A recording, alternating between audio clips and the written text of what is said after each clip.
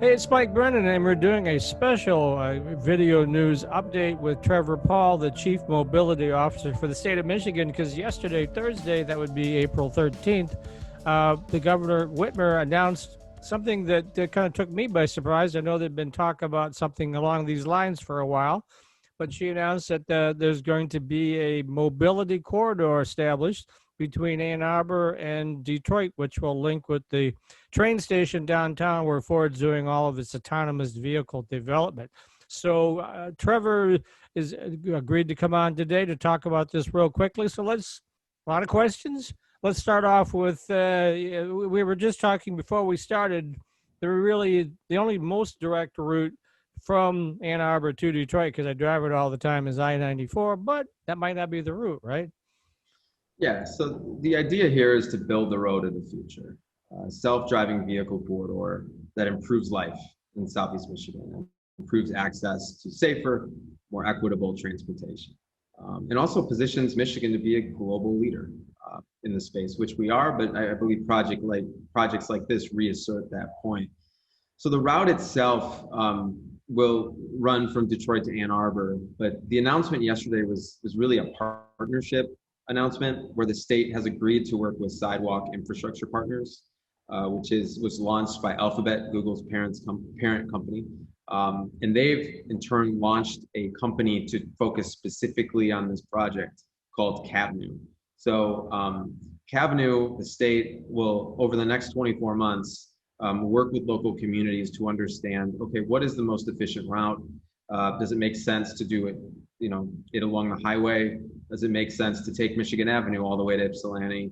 And once we get into Ann Arbor, what does that look like? There are plenty of use cases we have to consider, from curbside drop-off and pickup to what if an ambulance needs to pull over in and across the dedicated AV lane? And how do you make sure that you don't interrupt existing transportation services and options that people rely on?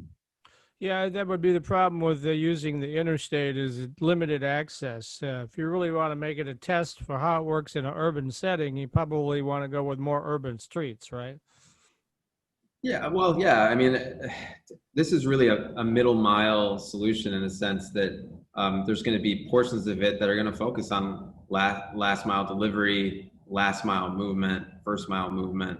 But yeah, there are going to be portions of this route that could feel more rural. And in those cases, you probably don't need too many stops.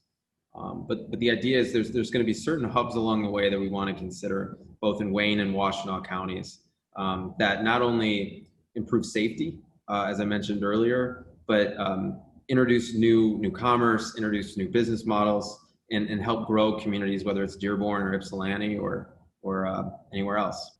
So what's the next step? So you say it's a 24-month study survey. You're going to figure out what you're going to do next? Yeah. So what we're going to do first is create a framework for feedback from the community.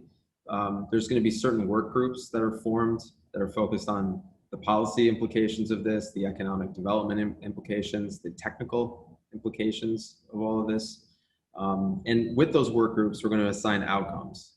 And we're also going to begin to run technology activations along the corridor, potentially something that shows passengers or drivers what this could look like, and then potentially, something else that's able to showcase the technology. So we feel like we don't want to go behind the curtain for the next 2 years.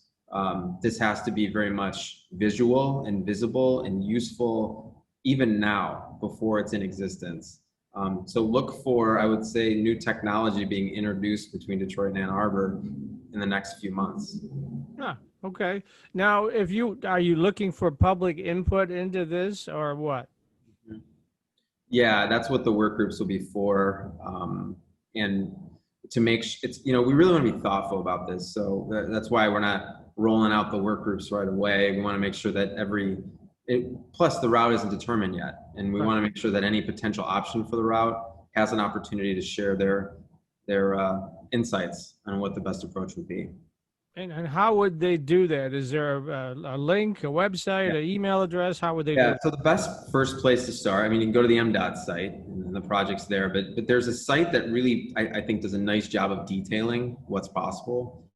www.cavnu.com. That's www.cavnue.com. Ah, You know, Ford was a part of this announcement, but this is a automaker neutral public laneway. sure. And you know, Waymo, this is something, a new tool Waymo can use to build their presence, to test and deploy new technology, you know, in the region, in a sort of allowing this to add to the investments they've already made, for example, in downtown Detroit with the first ever autonomous vehicle factory. Sure. So, and that same goes for these other OEMs. You know, we're talking to all of them, and there's interest to see sort of where this goes. Okay. This is the first of its kind in the world. This is a true global first. All right. Well, that's great news. One more time, give that website address if people want to get involved in this in some way. Give that address one more time. Sure, it's www.cavnu.com. That's